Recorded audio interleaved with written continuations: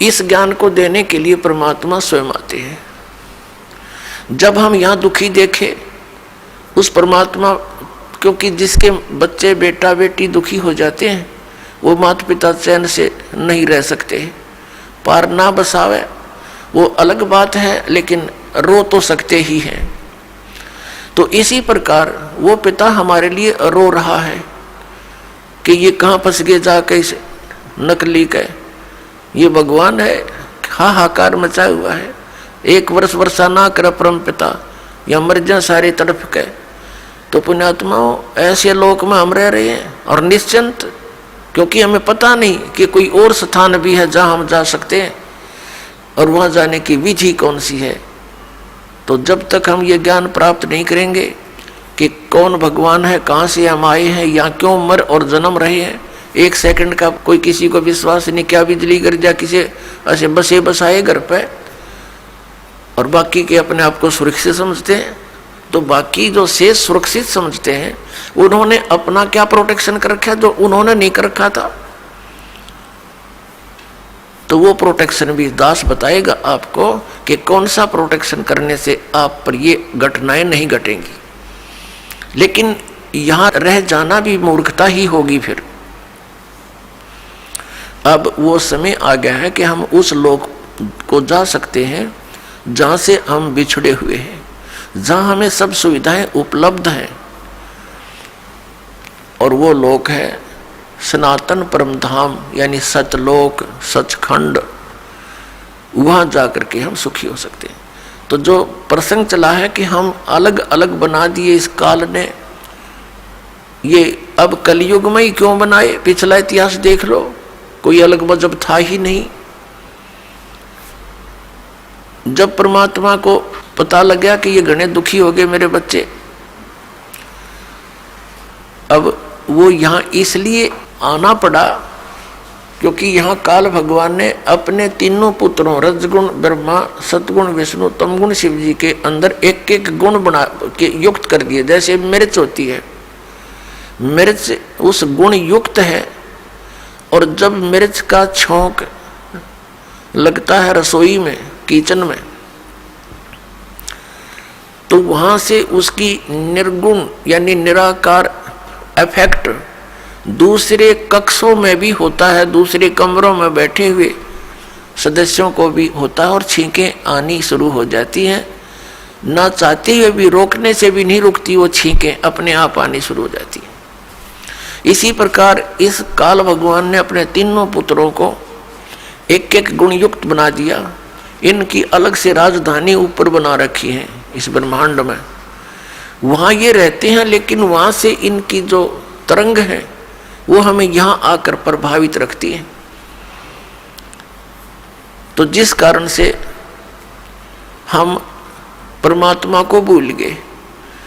बच्चा जब तक गर्भ में रहता है वहाँ इसके ऊपर तीन गुणों का प्रभाव नहीं रहता, और जो ये माँ के शरीर से, पेट से बाहर आता है, आते ये तीनों गुण ऑटोमेटिकली प्रभाव कर देते हैं, अचेत हो जाता है।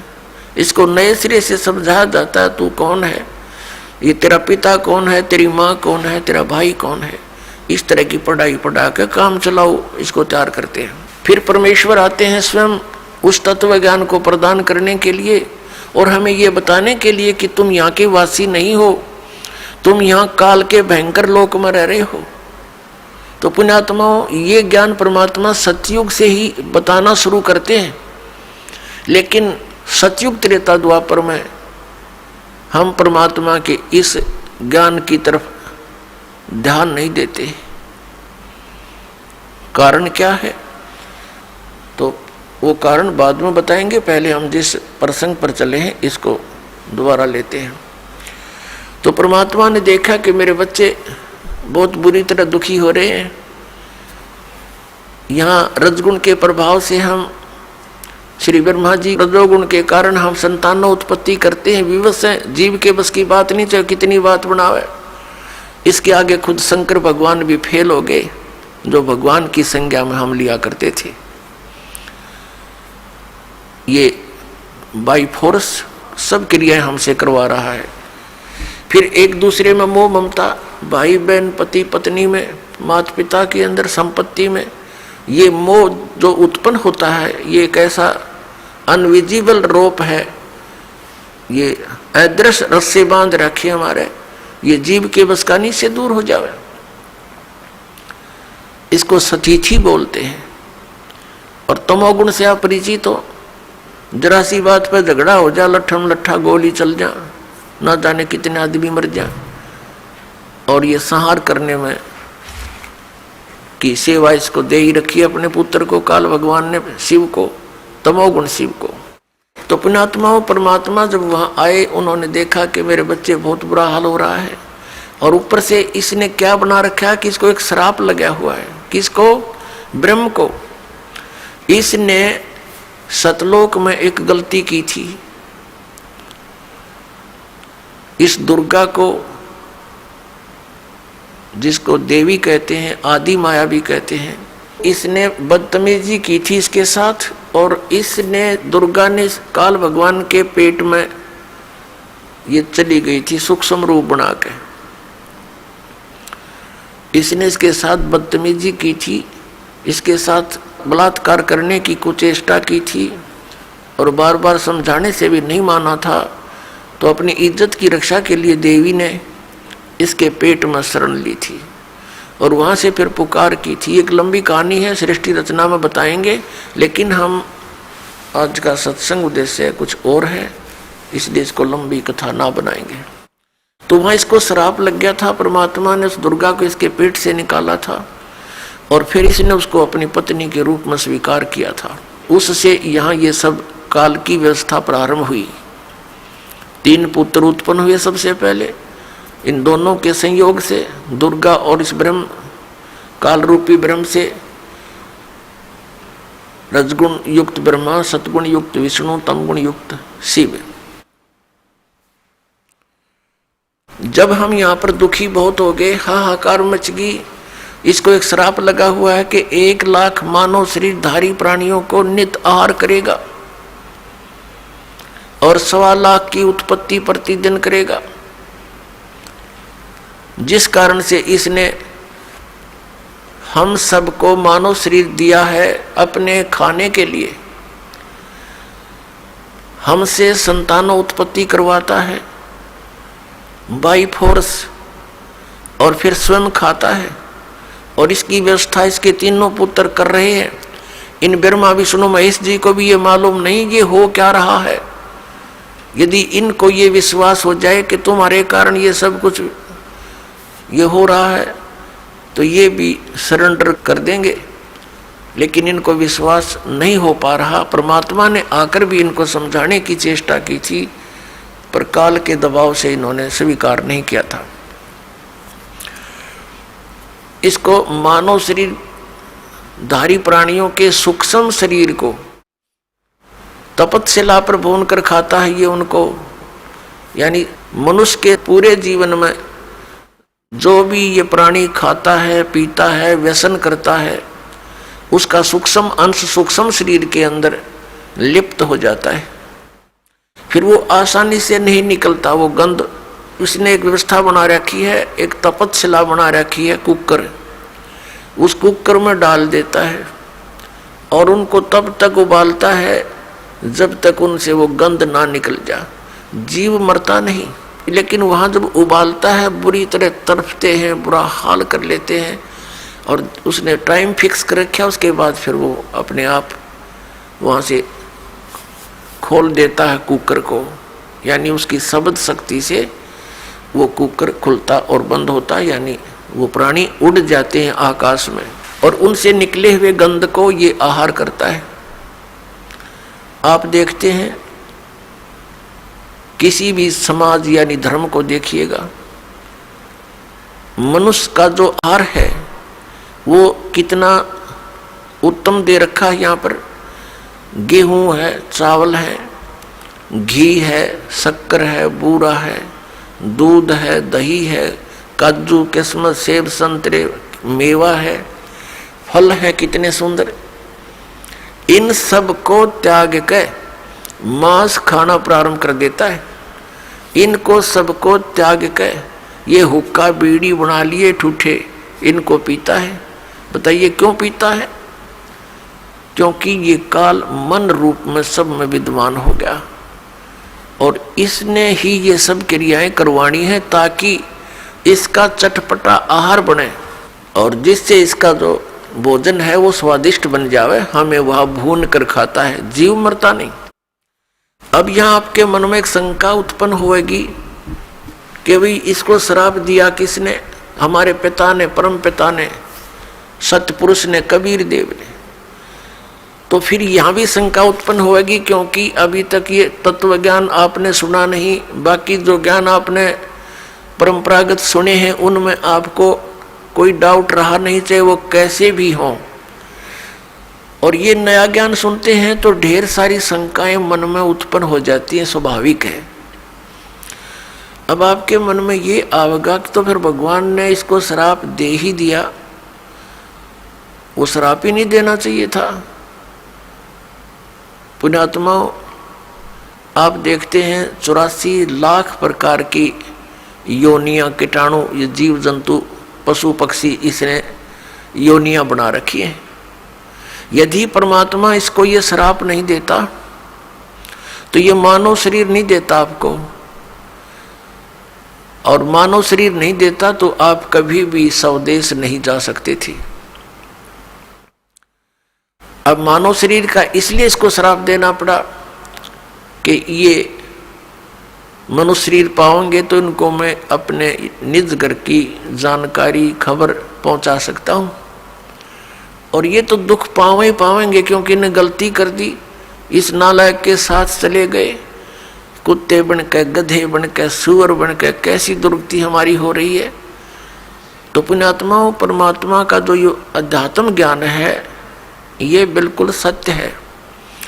इस सत्य में आपको अविश्वास ना होना चाहिए।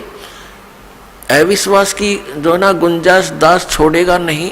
यदि आप धैर्य पूर्वक इन सत्संगों को, दास के वचनों को, जो गॉड गिवन है, परमात्मा के दिए हुए परम अक्षर ब्रह्म के, सतपुरुष के, वो आपको सुनाता हूँ। ये किसी डूम भाट के गीत दास नहीं सुनाता, उस परमात्मा का दिया हुआ ज्ञान आपके रूबरू और सभी सदग्रंथों से मेल करके आपके समक्ष प्रमाणित करता हूँ। और फिर आपको कुछ दिनों के बाद कति संशय नहीं रहेगी। प्रारंभ में तो संशय होती ही होती है, इन संशयों में ही आप सुनते ही रहिए इस ज्ञान को। इन्हीं से, इस सुनने से, इस सत्संग के सुनने से आपके संशय नाश हो जाएंगे, बिल्कुल संशय नहीं रहेगा। तो कहने का भाव ये दास का है कि पहले हमारा कोई मजहब नहीं था, अब ये इतने धर्म बन गए। पहले एक केवल मानव धर्म था, सभी वेदों में वर्णित विधि अनुसार साधनाएं करते थे, जैसा भी उनके गुरु लोग बताते थे। तो उसका कारण कहाँ से प्रारंभ हुआ? जब हम यहाँ महादुखी हुए, किसी का पुत्र मर रहा है, किसी की पुत्री विधवा हो गई है, किसी के माता पिता दोनों ही मर जाते हैं 10-10 वर्ष, 12 वर्ष के बच्चों को छोड़कर, और किसी माता पिता के सामने ही पूरा परिवार नाश को प्राप्त हो जाता है। कहीं पर भूकंप आकर हजारों की संख्या में व्यक्ति मारे जाते हैं, आराम से सो रहे होते हैं, ना जाने के बिजली गिर जाती है, कहीं पर अचानक फ्लड आ जाती है, सब परिवार के सदस्य, कोई इधर मर रहा है, कोई इधर फिर रहा है, कोई कहीं पहुंच गया, और कितने प्यार से हम विश्राम कर रहे होते हैं। तो ऐसे गंदे लोक में आकर हम शेष बचे हुए ये सोचते हैं कि हमारे ऊपर ये आपदाएं नहीं आएंगी। ये भूल है आपकी। आज तो हम रोज मौत को साथ लिए फिरते हैं, सफर हम करते हैं। 90% व्यक्ति आज सफर में रहते हैं, 80% चाहे कोई मोटरसाइकिल पे, चाहे कोई अपने किसी कारण से भी गाड़ी में। तो ये तो मौत साथ चल रही है हमारे पैरेलल। हम ऐसे लोक में रह रहे हैं। परमात्मा को दया आई कि चल इन नालायकों को फिर बता देता हूँ कि आ जाओ वापस यहाँ पर, तुम सदा सुखी हो जाओगे। अपने आत्माओं, जब परमात्मा वहां तपतशिला के ऊपर आया, जहां ये प्राणियों को भून रहा था, इसका कुकर चल रहा था, वहां पर जब वो परमेश्वर हमारे पास आकर खड़े हुए, हमारे पिता, वो इतने समर्थ शक्ति है, इतने शीतल भगवान है, उनको सोम की उपाधि दी जाती है। सोम माने चंद्रमा, चंद्रमा जैसे शीतल, यानी ये तो एक उदाहरण है, लेकिन वो तो बर्फ से भी शीतल है। तो कहने का भाव ये, जब हमारे पास आकर खड़े हुए, जब वो तपतशिला पर जल रहे थे, 1,00,000 प्राणी, उनमें ऋषि भी थे, मैं ऋषि भी थे, गुरु भी थे, शिष्य भी थे, आम जनता के व्यक्ति भी थे। परमात्मा के वहाँ उपस्थित होते ही उस तपतशिला यानी पत्थर की टुकड़ी को शिला बोलते हैं। एक तई के, बहुत बड़ी तई के समान है। बाकी सूक्ष्म शरीर जो होता है वो ज़्यादा बड़ा नहीं होता, अपने अंगूठे के साइज का रह जाता है, आकार ज्यों का त्यों रहता है। जिस भी शरीर से आप निकल कर गए हो, जब तक आपको दूसरे शरीर में नहीं डाल देता, नहीं आपका दूसरा शरीर नहीं मिलता, तब तक आपका वैसा ही शरीर रहेगा, चाहे आप पितर रूप में रहो, चाहे भूत रूप में रहो, या वैसे भटकते रहो कहीं पर, या स्वर्ग आदि में रहोगे। स्वर्ग के अंदर जाने के बाद फिर आपको नए सिरे से शरीर मिलता है, वहाँ अलग से शरीर फिर आपका बहुत लंबा चौड़ा और बड़ा बन जाता है। तो कहने का भाव ये है कि रहेगा आकार मनुष्य का ही। तो जब ये दूसरे शरीर में पशु पक्षी के में चला जाता है, तो फिर उस पशु वाला ही शरीर आपका रहेगा। जब उससे निकल जाएंगे तो नेक्स्ट में प्रवेश होगा तो उस जैसा ही हो जाएगा। फिर मनुष्य शरीर में आएगा तो मनुष्य जैसा ही, मनुष्य के अंदर जो आपका जीव आएगा उससे निकलेगा तो फिर भी वो मनुष्य जैसा ही रहेगा, ऐसा होता है। तो इसको ये बहुत थोड़े ही स्थान पर लाखों की संख्या में बैठ सकते हैं। एक शरीर में जैसे किसी बहन भाई में देखा, प्रेतों की पूरी मंडली की मंडली प्रवेश हो जाती है, वो सूक्ष्म शरीर होता है उनका। एक एक में 20-20, 30-30 प्रवेश हो जाते हैं। ये भूत यानी सूक्ष्म शरीर इतना छोटा ही होता है, ये बड़ा भी हो जाता है और घटता घटता इसको बहुत सूक्ष्म छोटा भी बन सकता है, ऐसा आ जाता है। इस अंगूठे से भी छोटा बन जाता है, यानी इसमें एक ऐसा तत्व है जो सूक्ष्म ही है। अब उसका क्या आपको प्रमाण दें? जैसे जो भक्त इस दास से उपदेशी हैं, परमपिता की यथार्थ भक्ति कर रहे हैं, उनकी आंखों के सामने कुछ भक्ति के लक्षण दिखाई देते हैं, ऐसे सूक्ष्म हैं वो, तार से दिखाई देंगे, कुछ और भी बहुत सी ऐसे नजर आएंगे। वो इतने सूक्ष्म होते हैं, वो आपके भक्ति के परिणाम हैं, लक्षण हैं। आपकी कितनी भक्ति बढ़ गई है वो उसका, वो समझ लो पैमाना है।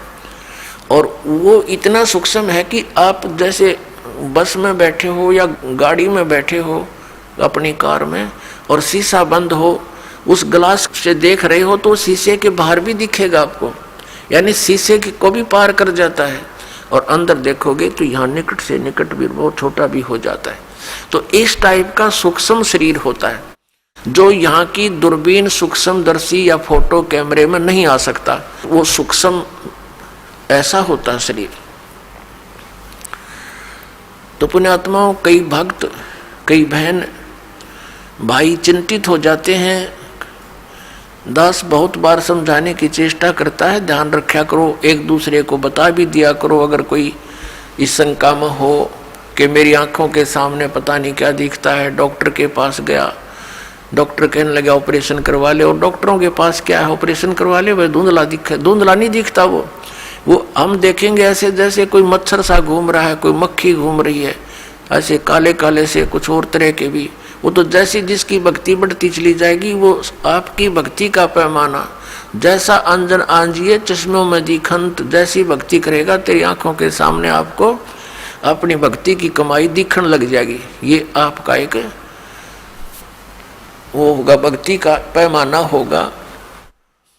आपका बैंक बैलेंस समझ लो, आप देख रहे हो सामने, तो वो घबरा जाते हैं, हमारे पास भी प्रार्थना करते हैं, जी ऐसा पता नहीं आंखों में क्या हो गया, मुझे तो चिंता बनी हुई है। ऐसे देखते हैं पता नहीं क्या दिखाई देता है, सोचते हैं ना देखूं फिर भी दिख जाता है। फिर उनको समझाते हैं कि ये आपकी भक्ति की कमाई दिखाई दे रही है, ये नहीं है तो आपका माइनस आपकी भक्ति, फिर भक्ति चली नहीं आपकी। इसे आपकी भक्ति संग्रह होगा, वो धन वो दिखाई दे रहा आपको, बाहर है वो, अंदर दिखता है उसका रिफ्लेक्शन बाहर आपको, तो संतुष्ट होते हैं। तो पुण्यात्माओं, ये वो भक्ति है कि आपको आपके समक्ष दिखाई दे रही होती है, तो घबराना नहीं होता। तो प्रसंग ये आता है कि वहां तपतशिला के ऊपर फिर वो उनको भून रहे थे, परमात्मा आकर खड़े हो गए। वो तपतशिला तो ज्यों की तो गर्म है, बहुत ज्यादा उसका जो है टेम्परेचर है, तापमान है, लेकिन परमात्मा के वहां पहुंचते ही वो उसकी जो आंच है, उसकी आंच जो है उन तपतशिला पर पड़े हुए गिरे हुए उन प्राणियों को प्रभावित नहीं कर रही थी। तो जैसे आपके सिर में दर्द होते है तो आपका बोलने भी दिल ना करे, चाहे कितना प्यारा व्यक्ति बैठा हो, और जब वो दर्द ठीक हो जाए खूब बतलाओ घंटों तक, तो ऐसे उनकी वो पीड़ा खत्म होगी तो सब बैठ गए ऐसे। और देखा, उन्हें सोचा भगवान आ गया, और कहा हे भगवान, उन्हें सोचा तो ये था कि यहाँ भगवान आ गया, और वो आ गया रियल भगवान, रियल गॉड आ गया वहां पर। उसने कहा, सब प्राणियों ने पूछा, हे परमात्मा, हम अब यहाँ कौन से कर्म का दंड भोग रहे हैं? क्योंकि यहाँ हमने विधान का पता है कि जैसे कर्म करेगा वो भोगने पड़ेंगे। यदि पाप करोगे तो पाप भी भोगने पड़ेंगे, पुण्य करोगे तो पुण्य भी प्राप्त होंगे, या जैसा कर्म करोगे वैसा ही मिलेगा। और परम पिता परमात्मा परम अक्षर ब्रह्म सत्य पुरुष कबीर साहिब का विधान है कि यदि उनकी सत भक्ति करोगे तो आपके पापों का नाश कर दिया जाएगा। पाप आपको भोगने नहीं पड़ेंगे, लेकिन भविष्य में गलती ना करना, एक कंडीशन भी साथ रखी जाती है। तो वहां जब वो प्राणियों ने पूछा कि हे भगवान, हम कौन से कर्म का दंड भोग रहे हैं, तब परमेश्वर ने कहा कि ये कर्म जिसका तुम यहाँ दंड भोग रहे हो, ये कर्म तुम्हें इस काल के लोक में नहीं किया, यो किया था सतलोक में, और वहां तुमने ये ऐसी गलती की थी जिस कारण से आप ये दंड भोग रहे हो। परमात्मा ने वहां फिर उनको पूरी तपतशिला पर वो तड़प रहे थे प्राणी, फिर एकदम शांत हुए। उनको परमेश्वर ने पूरी सृष्टि रचना सुनाई और कहा कि तुम सभी सतलोक में रहा करते थे, वहाँ कोई कष्ट नहीं था, वहाँ जन्म और मृत्यु नहीं थी, तुम्हारा परिवार था वहाँ पर, अलग अलग आपके भिन्न भिन्न वहाँ पर मकान हैं, आपके वो खाली पड़े हैं। अपने आत्माओं, यहाँ प्रत्येक व्यक्ति की ये एक नेचर है हमारी मनुष्य की कि हम कोठी बनावे तो बहुत बड़ी बनावे, बहुत बड़ी हो, आगे पार्क भी हो और झूले झाले भी डल रहे हो, यानी सब तरह की सब सुविधाएं, फुहारे छूट रहे हों, झरने बना रखे हों, तालाब बना हो नहाने धोने का, लेकिन ये हमारे से नहीं बन पाते हैं, वो अलग बात है। तो ये सब सुविधाएं आप जी को वहाँ सतलोक में है, और वहाँ आपका परिवार था, और पूरा का पूरा बहुत बड़े बड़े मकान आपके वहाँ पर हैं, नूर के महल हैं, नूर के बाग हैं आपके, अलग अलग प्रत्येक वहाँ हंस के परिवार का एक बहुत बड़ा लंबा चौड़ा व्यवस्था है। और वहाँ सदाबहार बाग बगीचे हैं, वहाँ पर सब अमृत आहार हैं, दूध और दही आदि के वहाँ सरोवर भरे रहते हैं। अपनात्मा, वहाँ कोई भी पदार्थ खराब नहीं होता। जैसे ये गंगा एक दरिया है अपने भारतवर्ष में, इसका जल कभी खराब नहीं होता, और आज तक वैज्ञानिक ये अपने आप में सोचे भगवान है नहीं, ये नहीं बता सके कि ये क्या कारण है। हिमालय से कितनी दरियाएं आ रही हैं, उसके जल को कितने दिन रखो आप खराब नहीं होता। ये एक सैंपल है उस सतलोक के पदार्थ का। ये सतलोक से आई है ये गंगा, और सतलोक से आई है ये निरंजन काल के लोक में, फिर आई है ब्रह्मांड में, जहाँ ये काल का एक टॉप, ब्रह्मांड के शिखर में टॉप में इसका अलग से एक गुप्त स्थान है। ये पहले वहां आकर गिरी, वहां इसने इसका बहुत बड़ा सरोवर था, वो 6 महीने में भरा। वहां से फिर आई विष्णु के लोक में, वहां का सरोवर भरा। उसके बाद फिर आई है शिव के लोक में। यहाँ जो इस काल का पुत्र है शिव, उस शिव के लोक का भी एक जटा कुंडली डैम है, एक बहुत बड़ा सरोवर है। वो 6 महीने में फुल हुआ वो भी। फिर वहां से फिर ये ओवरफ्लो होकर वहां से चली, वहां से आ रही है। ये इसके आने का तरीका दूसरा है। जैसे समुद्र से यहाँ वर्षा जो होती है तो समुद्र का जल कैसे वहां से चलता है, वाष्प बनकर उठा, बादल का रूप धारण किया, करोड़ों टन जल ऊपर आकाश में बगैर किसी सपोर्ट के उसका रूप बदल दिया परमात्मा ने। बादल का रूप बन रहा है, करोड़ों टन वाटर है और आराम से आसमान में निरालंब है, और फिर आके बरसन लग गया। तो ऐसे ही ये वहां से सूक्ष्म रूप से गंगा वहां से शिव के लोक से गिरती है, वाष्प रूप धारण करती है। इसकी वाष्प का एक निर्बाध वे है, वो सीधा आकर के हिमालय के उस स्थान पर आकर बर्फ रूप में बन जाती है और वहां से मेल्ट होकर के वो कंटिन्यूस नीचे आ रही है। तो ये सैंपल है उस परमात्मा के सतलोक के पदार्थों का। वहां कभी यहाँ भी खराब ना होती से गंदे लोक में, वहां तो बड़ा स्वच्छ स्थल है। तब परमात्मा ने सारी सृष्टि रचना बताई कि पुत्रों बच्चों, तुमने एक भयंकर भूल करी थी। ये काल भगवान वहां तपस्या कर रहा था, तो तुम उस पर आसक्त हो गए।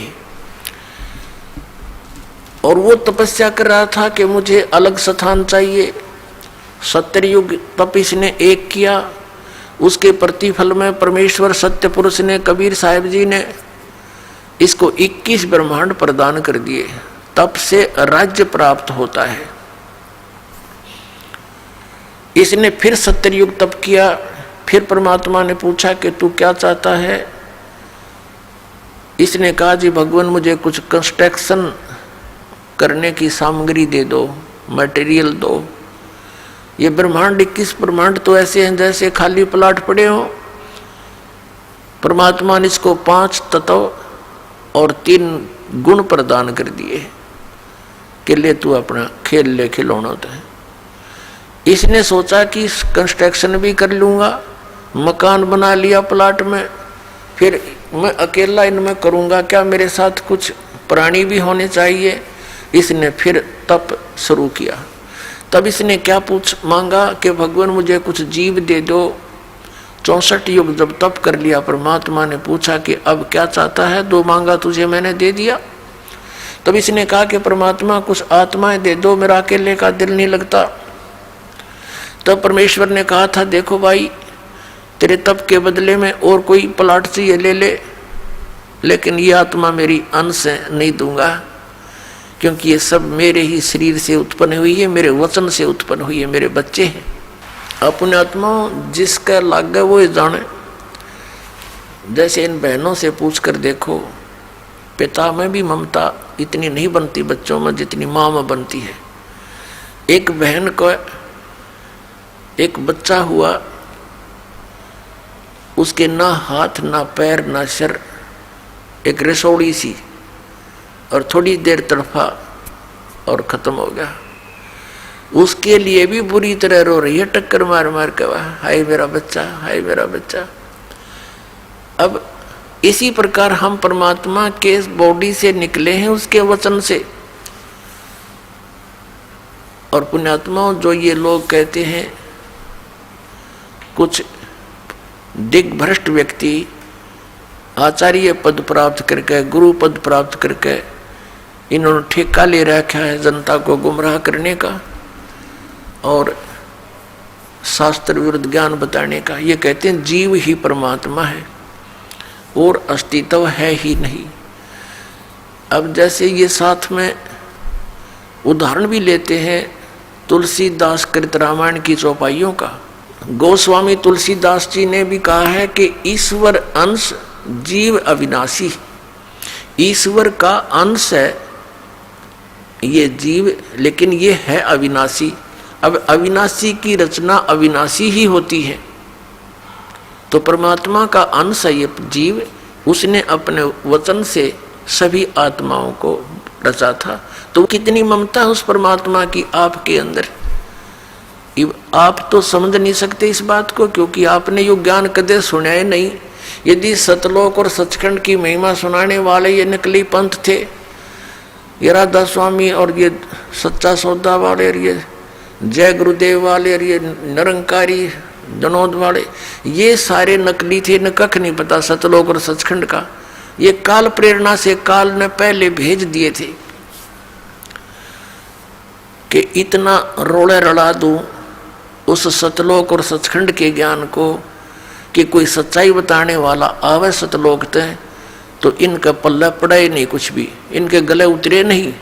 ये सारा सुनियोजित तरीके से इसी समय किया गया। इस काल ने ये दास ये इसका कंसेप्ट क्लियर करना चाहता है कि ये अब ये सारा अड़ंगा के ऊपर अड़ा दिया। कैसे अड़ गया? ये इतने पंथ बन गए और इतने श्रद्धालु उनके चिपक गए, कोई ज्ञान ना ध्यान उनका, क्योंकि ये काल प्रेरणा से और काल के प्रभाव से, मन काल है सबके अंदर और ये काल मन के रिपोर्ट से चलता है, ये मन काल के रिमोट से।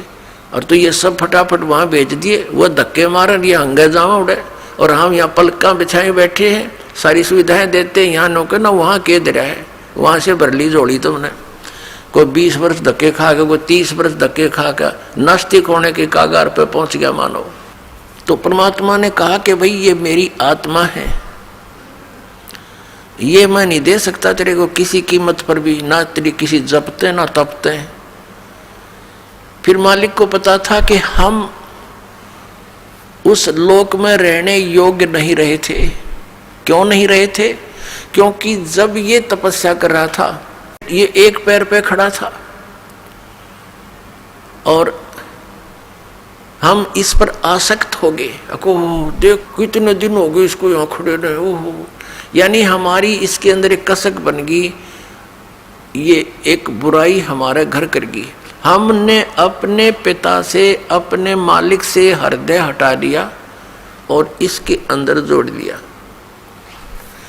वो अंतर्यामी है, सब जानते थे, वो ये भी जानते थे कि अब ये मरेंगे, इनकी बिरान मट्टी हो जाएगी जब वहाँ चले गए। तो उन्होंने, परमेश्वर ने हमें सतर्क किया बार बार आकाशवाणी करके, कहा कि भाई आप मस्त रहो, किसी की क्रिया को मत देखा करो, जो जैसा कर रहा है उसको वैसा ही फल मिल जाएगा।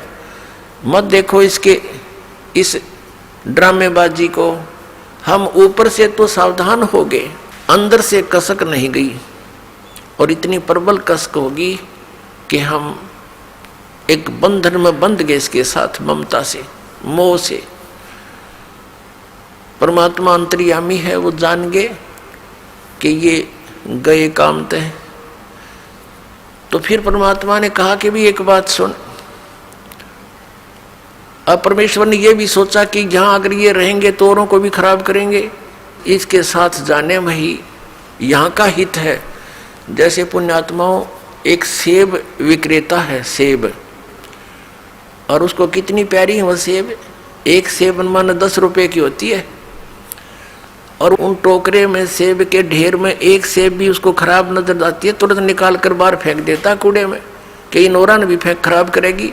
वो उसका शत्रु नहीं, लेकिन उसको पता है कि और घना नाश कर देगी या मेरा एक इसके ऊपर चिपक लालच करता रहा तो वो देर नहीं करता, उसको निकाल कर तुरंत बाहर कूड़े में फेंक देता है, फिर उसको सूअर खाते हैं। तो परमात्मा के हम कितने प्यारे थे, लेकिन हम उस सेब की तरह खराब हो गए, तो हमारा वहां से निकालना अनिवार्य हो गया था। अब क्या हुआ कि इस काल ने जब ये कहा कि भगवान मुझे कुछ आत्मा दे दो, परमात्मा ने मना कर दिया। फिर कहा कि देखो एक शर्त पर दे सकता हूं, यदि कोई सब इच्छा से तेरे साथ जाना चाहता है तो मैं भेज दूंगा, वैसे मैं नहीं भेजूंगा। परमात्मा को पता था कि ये डटे भी ना डटे, ऐसी इनका चाव चढ़ रहा है, इसके साथ जाने का चाव लगा हुआ है, उमंग है, पता नहीं क्या लुटाएंगे वहां जाके। अपने आत्माओं यही बीमारी हमारा लगी थी जो आज विद्यमान है। ये जैसे हीरो और हीरोइन, अभिनेता अभिनेत्री अपने पेट के लिए चटक मटक करते हैं सारा दिन हैं, और ये नौजवान बालक इतने आसक्त हो जाते हैं कि वो मेरा फेवरेट हीरो है, वो मेरी फेवरेट हीरोइन है, और लेना एक न देना दो इनका। उनसे क्या मिलेगा उन फेवरेटों से इनको? अब जैसे यहाँ बरवाला में आ जाए कोई हीरोइन या हीरो हैं, ये फिल्मी नेता अभिनेता, ये देखो इन नौजवान बच्चों को जिसने भी पता चलेगा वही रोटी खाता होगा, रोटी खाता छोड़ दे मेहमान ने खाना, और फट दे भाग लेगा अपना व्हीकल या जो भी साधन उपलब्ध है, और वहाँ देखेगा 1 किलोमीटर दूर खड़े न मंच के ऊपर, अन्नो देखे जाएंगे वो खड़ी, सारा दिन धक्के खा के वापस आ जा, कह दिया उस खड़े खड़ी ने तुम्हारे को। तो ये बीमारी हमारे सतलोक में लगी थी, इसके ऊपर हम आसक्त हो गए, वही एज इट इज आपके हृदय में आज भी वो वासना समाई हुई है। और इस काल ने वहां दुर्गा के साथ अकेली लड़की देखकर इसने उसके साथ बलात्कार करने की चेष्टा की थी। तो ये मन रूप में सब में विद्यमान हो गया, और यही दशा आज सभी प्राणियों की हो रही है कि 90% तो अवश्य इससे प्रभावित होते हैं। कुछ पुण्य आत्माएं हैं वो अपना बहुत विचार करके अपने मन को रोक लेते हैं, वो अलग बात है। तो कहने का भाव यह कि जो ये बुराइयां हमारे घर की इस काल के कारण, और जो वो ड्रामा हमने देखा उसके कारण हम इतने आसक्त हो गए। अपने आत्माओं, जब काल को कहा भगवान ने कि भाई जा तू इनसे पूछ ले, जो तेरे साथ जाना चाहते हैं सब इच्छा से मैं भेज दूंगा। ये सृष्टि रचना सुना रहे परमात्मा दास, सिर्फ एक सिंपल सी सुना रहा। आज का जो विषय है कि ये मजहब क्यों बन गए और ये नकली पंथ क्यों चल गए, ये पहले ना चले, इस विषय को, इस कंसेप्ट को क्लियर करने के लिए अभी तो भूमिका बनाई जा रही है। ये सृष्टि रचना दास कंप्लीट नहीं सुना पा रहा है क्योंकि समय के अभाव से। तो अब बात ये है कि वो ये जो काल भगवान है, ब्रह्म सरपुरुष, ये हमारे पास आया और कहा कि पिताजी से मैंने तपस्या करके ऐसे ऐसे 21 ब्रह्मांड लिए हैं और 5 तत्व और 3 गुण प्राप्त कर लिए हैं, इनके द्वारा वहाँ ऐसे बनाऊंगा, ऐसे बनाऊंगा, स्वतंत्र रहा करेंगे वहाँ पर। हम तो पहले ही तैयारी थे, हमने सब ने कहा कि देखो हम आपके साथ चलने को तैयार हैं, लेकिन पिताजी की आज्ञा मिल जाए तो चल सकते हैं। तो उसने आकर के परमात्मा से बताया कि हे प्रभु, कुछ आत्माएं मेरे साथ जाने को तैयार हैं, आपकी आज्ञा चाहते हैं। परमेश्वर कहने लगा मेरे साथ चल, मेरे सामने हाँ भरवा दे, मेरे सामने उनकी सहमति करवा दे, तब मैं भेजूंगा। परमात्मा और ये काल, ये ब्रह्म सरपुरुष, ये वहां आया। परमेश्वर ने पूछा भी जो भी इसके साथ जाना चाहते हैं हाथ खड़ा करो, स्वीकृति दो अपनी। अब परमात्मा के सामने सब लज्जित हो गए कि अपने मालिक के सामने कैसे कहें हम इसके साथ जाएंगे, नीचे गर्दन कर ली, सन्नाटा सा छा गया। तो परमेश्वर ने कहा कि देख भाई, तू तो कह रहा था तेरे साथ कुछ जाने को तैयार है, कोई बोल नहीं रहा, क्या तू झूठ बोल रहा था? तो उसी समय एक आत्मा खड़ी हुई और उसने खड़ा होकर कहा कि पिताजी मैं जाना चाहता हूं इसके साथ। अब उसके खड़ा होते फिर हमने सोचा कहीं ये अकेला लूट ले सारा कुछ, हम रह गए पीछे, तो हमने भी दोनों हाथ खड़े कर दिए।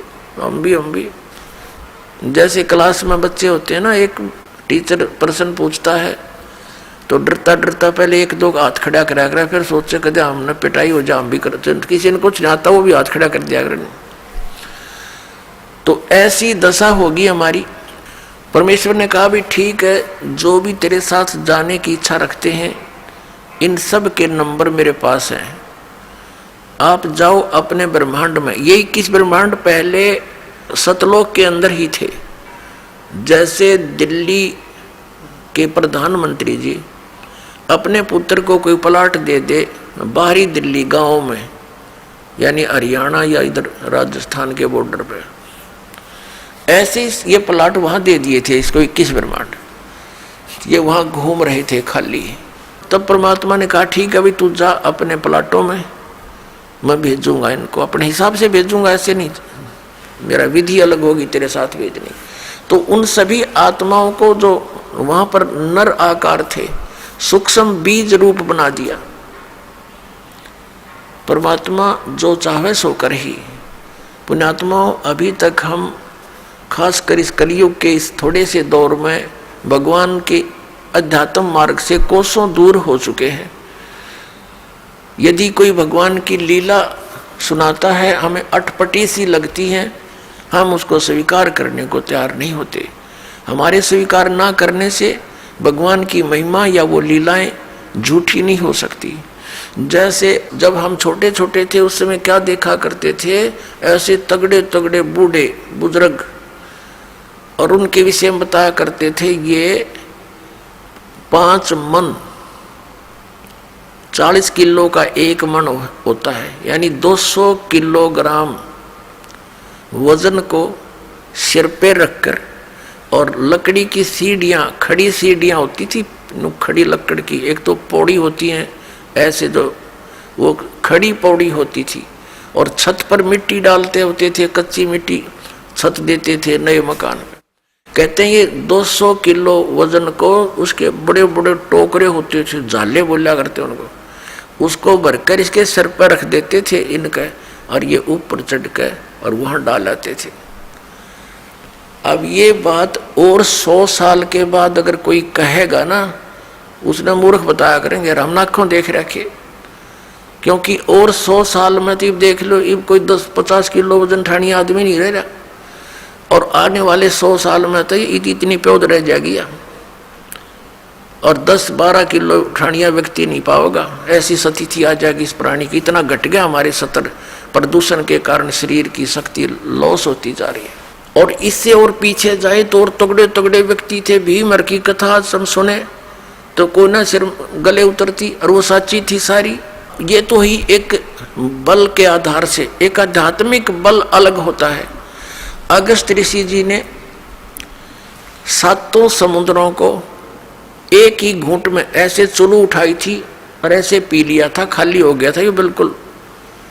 इसमें ये मगरमच्छ तड़पते दिखाई दे थे, और फिर प्रार्थना की गई, हे ऋषि जी ये तो सब बुरा हाल हो जाएगा, यहाँ का बैलेंस बिगड़ जाएगा, आप भी नहीं रहोगे क्योंकि पृथ्वी पर वर्षा का अभाव हो जाएगा, सब प्राणी मर जाएंगे। तो फिर उसने कहते उल्टा ही कुरला कर दिया, ये पूरे भर गए। तो ये कोई बड़ी बात नहीं है, और आप इस पे भी नहीं विश्वास कर पाओगे तो अध्यात्म मार्ग में नहीं चल सकते। इन कलियुगी ऋषि, नकली गुरुओं ने, महर्षियों ने जो हमें भगवान की इन कथाओं से दूर कर दिया कि ये झूठी है, ऐसा नहीं हो सकता, द्रौपदी की साड़ी नहीं बढ़ सकती, ये इस तरह की बकवाद गढ़ दी, जबकि ये सारी सच्चाई है। परमात्मा जो चाहे वैसा कर दे, उसके एक वचन में सारे ब्रह्मांड उत्पन्न हो गए, तो वो क्या नहीं कर सकता।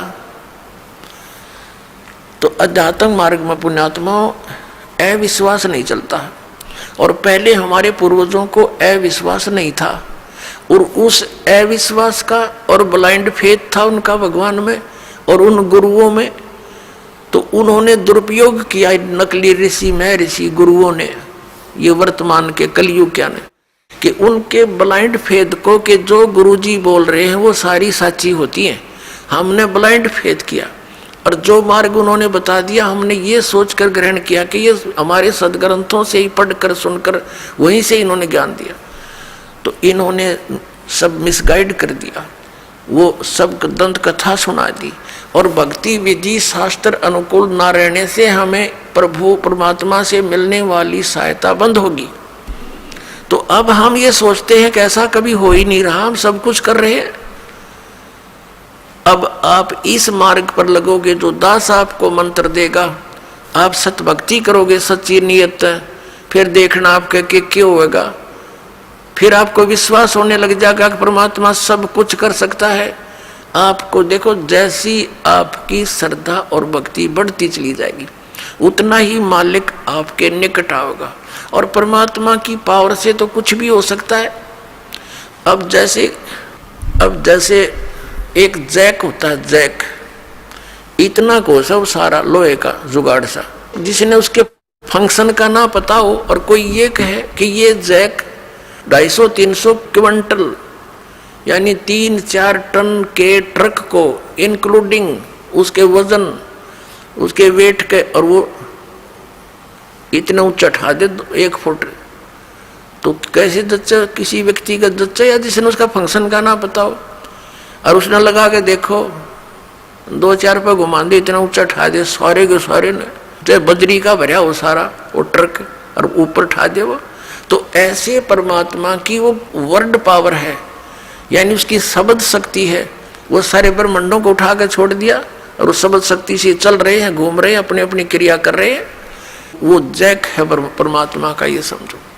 तो इस मार्ग में आप जी को अब पुनः ब्लाइंड फेथ करना पड़ेगा, लेकिन ब्लाइंड फेथ करने से पहले आपने इस मार्ग को जैसे दूध का जला हुआ फूंक मारता है लस्सी को, ऐसे ग्रहण करना। आंखें बंद करके ग्रहण नहीं करना, लेकिन इसको ग्रहण करके फिर आंखें बंद कर लेना। कहने का भाव यह है कि फिर अग्रम अग्रम ना करना, यू नाम लेने पीछे। इस दीक्षा लेने से पहले आप खूब ट्राई करो और खूब परीक्षण करो, सब जो दास बताता उसका प्रमाण देखो, और फिर आंखें बंद करके उपदेश ले लो, और फिर आंखें ही बंद रखना, यानी ब्लाइंड फेथ करना, पूर्ण विश्वास करना दास के एक एक शब्द पर। फिर आपकी भक्ति चलेगी। अब तो आप आते हो दूध के जले हुए, और फिर यहां फूंक मारते हो लस्सी को भी, कोई बात नहीं, कुछ दिन के अंदर आपको अपने आप डिफरेंशिएट का पता लग जाएगा। और खूब ट्राई करो पहले, फिर बाद में अगन बगन करोगे तो भगवान का लाभ मिलना बंद हो जाएगा। दीक्षा लेने के बाद यदि आप दास के वचनों में अविश्वास करते हो, आपका नाम नहीं रहेगा। कहे कबीर सुनो भी साधो, मैं तो हूं विश्वास में। अब उस परम पिता परमेश्वर परम पूज्य कबीर जी, जो एक जुलाहा जाति में, एक झोपड़ी में रहने वाला, एक धोती लंगोटी में रहने वाला, और उसको भगवान मानना बालकों का खेल है, लेकिन वो परमात्मा है और थे और रहेंगे, क्योंकि हम समझ नहीं सके। अब उसको कोई परमात्मा मान सकता है? जब दास ने प्रारंभ में कहना शुरू किया तो लोग मजाक किया करते थे कि देख यू भी दानक हो गया। अरे भले हुए क्यों, हम तो लेट हो गए, दानक कौन में, हमने तो पहले होना चाहिए था जब पता लग जाता था। कहने का भाव ये था कि दानक का अर्थ है कबीर पंथी। उस कबीर पंथ परमात्मा परमेश्वर के द्वारा दिए हुए वे ऑफ वर्शिप पे, उस रास्ते पर चलने वाले तो हमने पहले बन जाना चाहिए था। हमारे दादे परदादों ने बन जाना चाहिए था। वह भूत बने फिरे नकली संतों और पंथों, इन गुरुओं के शास्त्र विरुद्ध ज्ञान को सुन सुनकर अरीब उनके श्राद्ध निकलवावे, वह भूत बने फिरे आप खावें, क्योंकि तुम्हारे पिताजी स्वर्ग में दुखी हो रहे हैं। अरे स्वर्ग की तो हो गया जहाँ दुखी हो रहे हैं, नो का नरक में डलवा दिए उल्टी साधना करवा के, और फिर आप पेट भरें और श्राद्ध के तुम्हारे पिताजी खावें। वाह भाई वाह। तो कहने का भाव ये पुण्यात्माओं, शास्त्र विरुद्ध साधना करने से हम बहुत हानि उठा चुके हैं। उस दानक जुलाहे कबीर जी को और भगवान मानना, ये भी एक 8वां जुबा के 10वां जुबा समझ लियो, लेकिन वो भगवान है ही। हमारे ना मानने से उनकी वो प्रभुता समाप्त नहीं हो सकती, क्योंकि हम नहीं पहचान पा रहे लाल है ये, हमें विश्वास नहीं हो पा रहा, तो ये हमारी बाल बुद्धि का ही परिणाम है। लाल तो इतनी ही कीमत रखता है, वो लाल है, वो पूर्ण परमात्मा है, और वहाँ लीला करने के लिए सह शरीर आए थे, सह शरीर चले गए थे, और पूरा ज्ञान उन्होंने हमें बताया आकर के, जो दास आपको बता रहा। तो प्रसंग चल रहा है, हम उसी पर आते हैं। तो इसी प्रकार जब आप जी दीक्षा ले लेते हो, उसके बाद फिर दास जो वचन बोलता है और आपके मन में अविश्वास उत्पन्न होता है, तो आप कमजोरी में आ चुके हो, क्योंकि आप कितने दिनों से भक्ति कर रहे होगे, जब से जन्म हुआ। पवित्र हिंदू धर्म में तो शायद कोई ही व्यक्ति ऐसा होगा द नास्तिक जो भगवान नहीं कहता हो या उसको नहीं मानता हो। वैसे तो मुसलमान धर्म में भी भगवान अल्लाह वो सभी मानते हैं, ईसाई धर्म में भी मानते हैं, हिंदू धर्म में भी मानते हैं। और आप कितने दिन से ज्ञान सुनते आ रहे हो, और दास जो भी ज्ञान आपको सुना रहा है उनके एक पॉइंट को क्लियर करने के लिए 3-3, 4-4 प्रमाण देता है। और पहले आपने जो अज्ञान सुन रखा था उसका कोई सिर पैर नहीं और आपको स्वीकार्य था। अब ये क्यों अग्रम अग्रम इतनी हो रही है आपके माइंड में, काल को ये चिंता बनी रहती है कहीं ये इस मार्ग पर दृढ़ ना हो जा और इसका बेड़ा पार ना हो जा, तेरे हाथों से ना निकल जा। तो पुण्यात्मा, उपदेश लेने से पहले दास ने बहुत सुविधा उपलब्ध कर रखी है। जिन दिनों में सत्संग होता सत्संग सुन करो। फिर परमात्मा ने दया बख्श रखी है एक पवित्र टीवी चैनल पर, उसने साधना के ऊपर शाम को 8 बजे सत्संग आता है, वहाँ सुनते रहो। कहने का भाव ये है कि आप जी पहले कति कंसेप्ट क्लियर करो, जब आओ यहाँ पर और नाम लेकर फिर जो सही दृढ़ होकर आते हैं उनको कुछ चंद ही दिनों में परमात्मा के वो चमत्कार शुरू हो जाएंगे। क्योंकि कनेक्शन ले लिया बिजली का, कनेक्शन लेते ही आपके पंखे चलेंगे, सब कुछ ठीक चलेगा। यदि कनेक्शन लूज हो गया, ना पंखा चलेगा ना कोई और सुविधा उस पावर से होगी, जो पावर सत्र का काम है तो पावर से ही होगा। तो इस प्रकार आपका अगर कनेक्शन लूज रह गया यानी आपका नाम खंडित हो गया तो मालिक की पावर आपके घर पर या आपकी बॉडी में काम नहीं करेगी। इसके लिए परमात्मा ने बताया है कि अनंत कोटि बाजी जहां अमन रचे सकल ब्रह्मांड ही, कहे कबीर मैं क्या करूं ये काल करे जीव खंड। कि मैं इतना समर्थ हूँ। परमेश्वर कबीर जी कहते हैं अनंत कोट बाजी जहां मैंने रचे सकल ब्रह्मांड। और कबीर साहब कहते हैं, आदरणीय गरीबदास साहिब जी को कबीर साहब ने ये ज्ञान दिया था, ये वाणी गरीबदास साहिब जी की है कि कबीर साहब ये कहते हैं, गरीबदास जी उसका समर्थन कर रहे हैं कि कबीर साहब ये कहते हैं कि मैं क्या करूं, युग काल मेरे से जीवों को खंड कर लेता है, इनके नाम खंड करवा के फिर मेरी पावर वहां काम कर नहीं सकती, ये ऐसा कर देता है। तो आप इसे सावधान हो। दीक्षा लेने में देरी हो जावे कोई दिक्कत नहीं, लेकिन लेने के बाद फिर ये समझ लेना हमें भगवान मिल गया और फिर गुरु जी को परमात्मा के तुल्य मानना पड़ेगा, तब आपकी प्रॉब्लम सोल्व होएगी। भले ही पुण्यात्मा गुरु भगवान नहीं है ये दास, क्योंकि मालिक आए थे वो तो भगवान थे ही, वो भी गुरु थे, हमने उनको भी भगवान नहीं माना। लेकिन इस दास को आपने भगवान मानकर ट्रीट करना पड़ेगा, तब आपको सफलता मिलेगी। जैसे गणित के अंदर एक प्रश्न आता है ब्याज का, ऋण का। उस ऋण के अंदर क्या होता है कि हमने मूल धन खोजना होता है, बच्चों ने मूल धन प्राप्त करना होता है, वो प्रश्न ऐसा होता है। तो उसके अंदर मानना पड़ता है, मान लीजिए मूल धन 100 रुपये, वो मूल धन 100 रुपये होता नहीं, वो तो करोड़ों की संख्या में होता है।